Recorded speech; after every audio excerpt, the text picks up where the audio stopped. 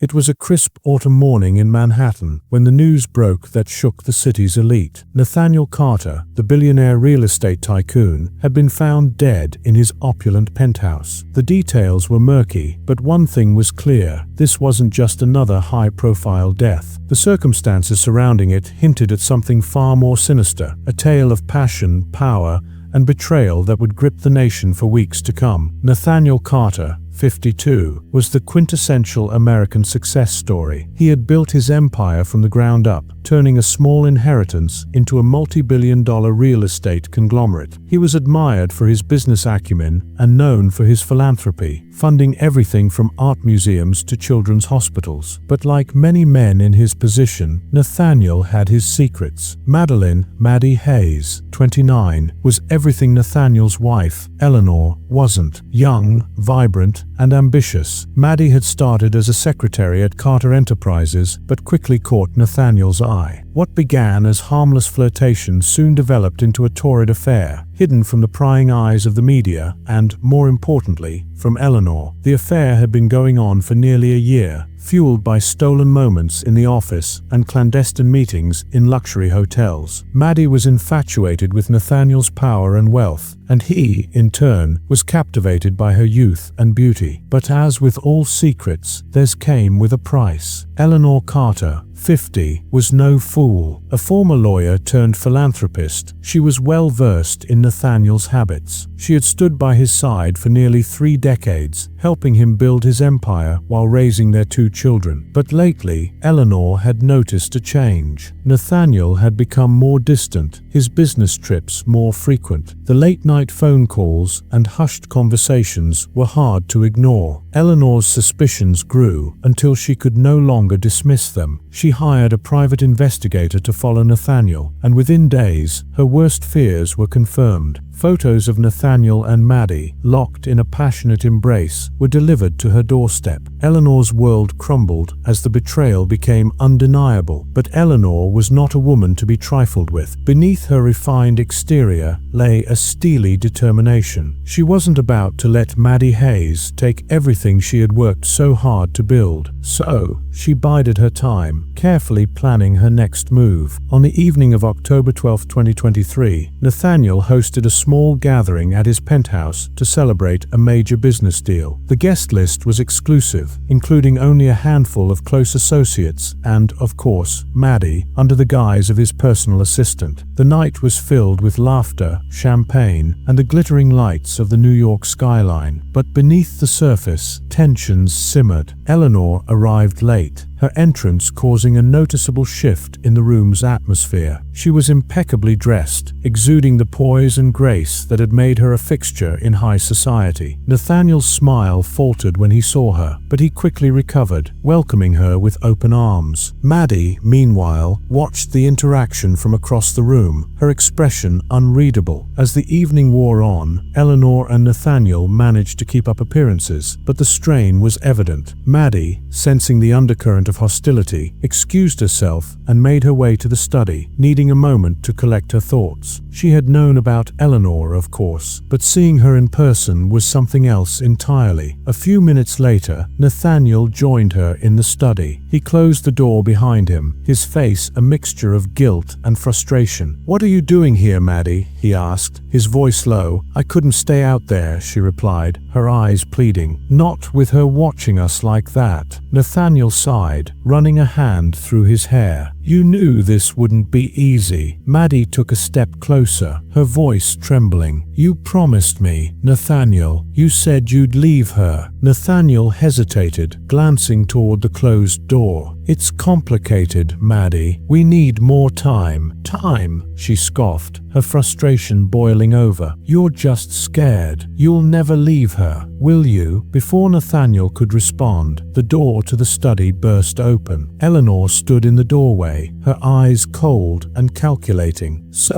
this is what it's come to," she said quietly, her gaze shifting between them. Nathaniel moved towards Eleanor, trying to calm her. "Eleanor, please, let's talk about this." But Eleanor wasn't listening. Her eyes were fixed on Maddie, a dangerous glint in them. "You think you can take him from me? From us?" Maddie, her bravado fading, stepped back, her heart pounding.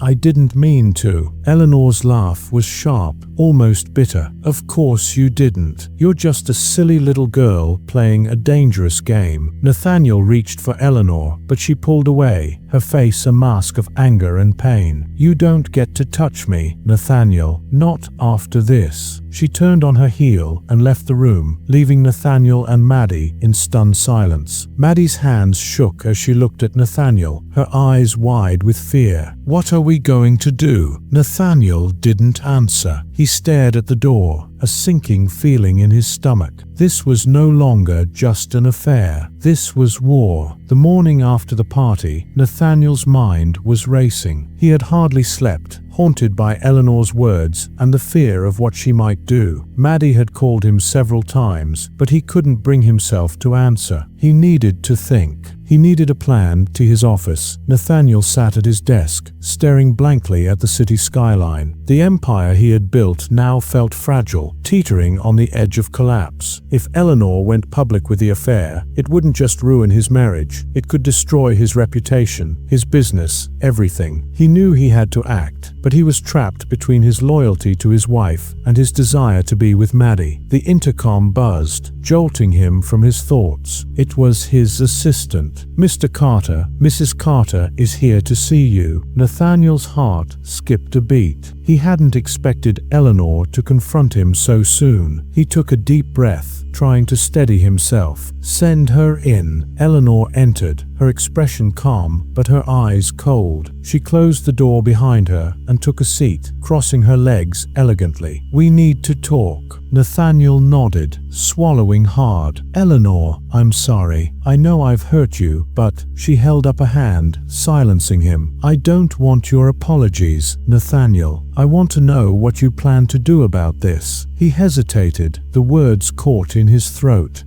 I don't know. I need time to figure things out. Eleanor's gaze hardened. Time? You've had plenty of time. What I want is simple. End it with her. Now. If you don't, I'll destroy everything. Nathaniel stared at her, a sense of dread settling in his gut. What are you saying? I'm saying I'll go public. I'll tell the board, the media, everyone. I'll make sure you lose everything. Nathaniel, the company, your reputation, your children, everything. Nathaniel's hands clenched into fists. You wouldn't do that. Try me, Eleanor said quietly, her voice like steel. You think I don't have the means? I have proof. Nathaniel, photos, messages. You've been sloppy, and I've been careful. You leave her, or I leave you with nothing. Nathaniel's mind spun. He had underestimated Eleanor. He knew she was intelligent, but he hadn't expected this level of ruthlessness. His back was against the wall, and he could see no way out. I'll end it, he said finally, his voice barely a whisper. I'll tell her today. Eleanor nodded, satisfaction flickering in her eyes. Good, do it, and then we'll discuss the next steps. She stood up,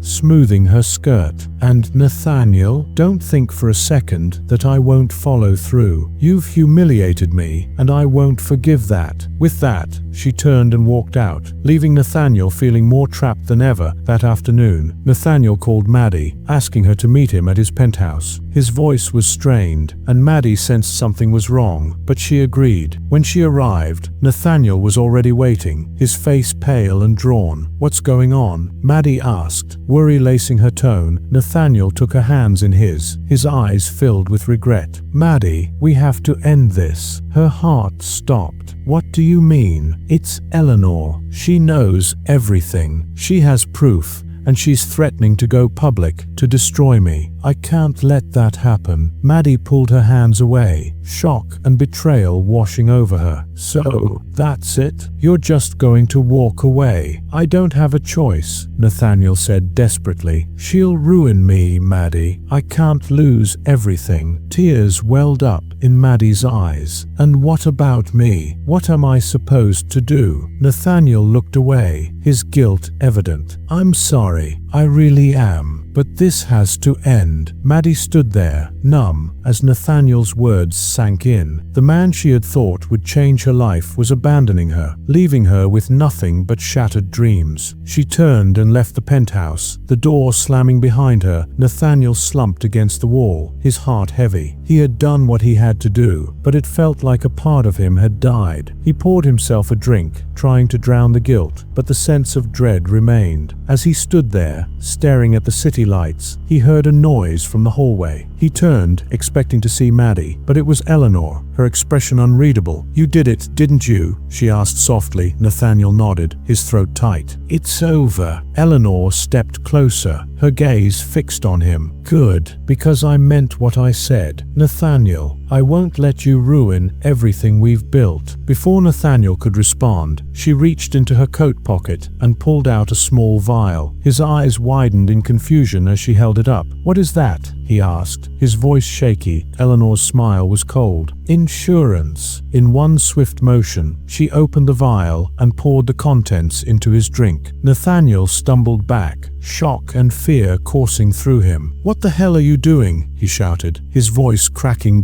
Eleanor's eyes gleamed with a dangerous light. "I'm making sure you never betray me again." Nathaniel tried to push past her, but she was faster. She grabbed his arm and forced the glass to his lips. He struggled, but she was relentless, her grip like iron. "Drink it, Nathaniel," she hissed. "Drink it, and let's end this." He fought against her, but she was relentless, and in his weakened state, he couldn't stop her. The liquid burned as it went down, a sharp, bitter taste that made his eyes water. He stumbled back, the glass slipping from his hand and shattering on the floor. His vision blurred, and his legs gave way, sending him crashing to the ground. Eleanor knelt beside him, her face inches from his. "You should have chosen me, Nathaniel," she whispered. "You should have known better." His body convulsed, his breaths coming in ragged gasps. Eleanor watched, her expression calm as she held his hand, her voice a soothing whisper in his ear. "It's okay," she murmured. "It'll be over soon." And then, as quickly as it had started, it was over. Nathaniel's body went still, his eyes staring blankly at the ceiling. Eleanor stood up, smoothing her dress as she looked down at him. "Goodbye, Nathaniel," she said softly, and then she turned and walked away, leaving the lifeless body of the man she had once loved behind her. The next morning, the police were called to Nathaniel Carter's penthouse by his housekeeper, who had discovered his lifeless body on the living room floor. The scene was chaotic as officers secured the area and detectives began their work. Detective Lisa Harrington, a seasoned investigator with a sharp eye for detail, was assigned to the case. She immediately noticed the broken glass near the body and the faint scent of almonds lingering in the air, a telltale sign of cyanide. Nathaniel's body was transported to the medical examiner's office, where the initial findings confirmed Harrington's suspicions. Nathaniel had died from cyanide poisoning. The case quickly escalated from a possible accidental death to a suspected homicide. That Harrington's first step was to interview those closest to Nathaniel. She began with Eleanor, who had already crafted her alibi. She claimed she had left Nathaniel's penthouse after their conversation about the affair, and she provided several witnesses who had seen her at a charity event later that evening. Her demeanor was composed, almost detached, but there was a coldness in her eyes that Harrington couldn't ignore. "Do you know of anyone who might have wanted to harm your husband?" Harrington asked, watching Eleanor closely. Eleanor shook her head, her expression mournful. "Nathaniel was a good man, detective. I don't know who could have done this, but..." She hesitated, looking away as if struggling with her emotions. "There was his secretary, Madeline Hayes. They were involved." Harrington noted the slight hesitation before Eleanor spoke Maddie's name. "Involved how?" Eleanor sighed. "They were having an affair. I found out recently. I confronted Nathaniel about it, and he promised to end it. I thought that would be the end of it." The mention of the affair shifted the investigation's focus to Maddie Hayes. Harrington quickly arranged to speak with her. When she arrived at Maddie's small apartment, she found a woman on the verge of a breakdown. Maddie looked disheveled, her eyes red from crying. "Ms. Hayes, I'm Detective Harrington. I need to ask you some questions about Nathaniel Nathaniel Carter. Maddie nodded weakly, her hands trembling as she invited the detective in. She told Harrington everything: the affair, Nathaniel's promise to leave Eleanor, and the way he had suddenly ended things the day before his death. He was scared of her, Maddie said, her voice breaking. He told me Eleanor had threatened to ruin him if he didn't end it with me. I begged him not to go back to her, but he said he had no choice. Did you go to his penthouse after that? Harrington asked, her tone gentle but firm. Maddie shook her head violently. No, I was too upset. I went to a friend's house. I couldn't even think straight. Harrington noted the desperation in Maddie's voice. She didn't seem like a killer, but then again, people often hid their true selves. The detective thanked her and left, her mind spinning with the new information. Back at the precinct, Harrington reviewed the security footage from Nathaniel's building. It showed Eleanor entering the penthouse that evening and leaving an hour later, looking composed and unhurried. Maddie's claim about Eleanor's threats added weight to her suspicions, but it wasn't enough to make an arrest. Harrington needed more evidence, and it came in the form of the autopsy report. Traces of the cyanide were found not just in Nathaniel's stomach, but also on the rim of the glass. The amount suggested that it had been a concentrated dose, deliberately administered. The final piece of the puzzle fell into place when Harrington received the lab results from the crime scene. Eleanor's fingerprints were found on the glass. With this new evidence, Harrington knew she had enough to confront Eleanor. She arranged a meeting at the Carters' estate. Eleanor greeted her with a calm smile, but Harrington could see the tension behind her eyes. "Mrs. Carter, we've matched your fingerprints to the glass Nathaniel drank from," Harrington said, watching for a reaction. Eleanor's smile faltered, but she quickly recovered. "Of course they're there. I was in the apartment, remember? We talked, and I must have touched the glass. That's not proof of anything." Harrington leaned forward, her voice low and measured. "You knew about the affair, didn't you? You confronted him, threatened him, and when he didn't do what you wanted, you killed him." Eleanor's eyes narrowed, a flicker of anger crossing her face. "You have no idea what you're talking about. Then why did you lie about the charity event?" Harrington asked, her gaze piercing. "We have footage of you entering the penthouse twice that night, once when you arrived, and then again much later." Eleanor's composure cracked. She stood abruptly, her hands trembling. "I was just trying to talk to him, to reason with him, and when he refused to end things with Maddie, you decided to end them yourself," Harrington said softly. "You couldn't bear the humiliation, the betrayal. You saw no other way." For a moment, Eleanor seemed to deflate, the weight of her actions crashing down on her. But then her eyes hardened. "He deserved it," she whispered, her voice filled with bitterness. "He betrayed me. After everything we built together, he threw it all away for her." Harrington stood, signaling to the officers outside. "Eleanor Carter, you're under arrest for the murder of Nathaniel Carter." As the handcuffs clicked into place, Eleanor's gaze remained defiant. "He would have done the same to me," she said quietly, her voice devoid of emotion. Eleanor was led away. Harrington felt a pang of sadness. This wasn't just a crime of passion. It was the tragic end of a life built on power, greed, and deceit. In the end, Nathaniel Carter's greatest enemy hadn't been his mistress or even his wife. It had been the secrets he thought he could control.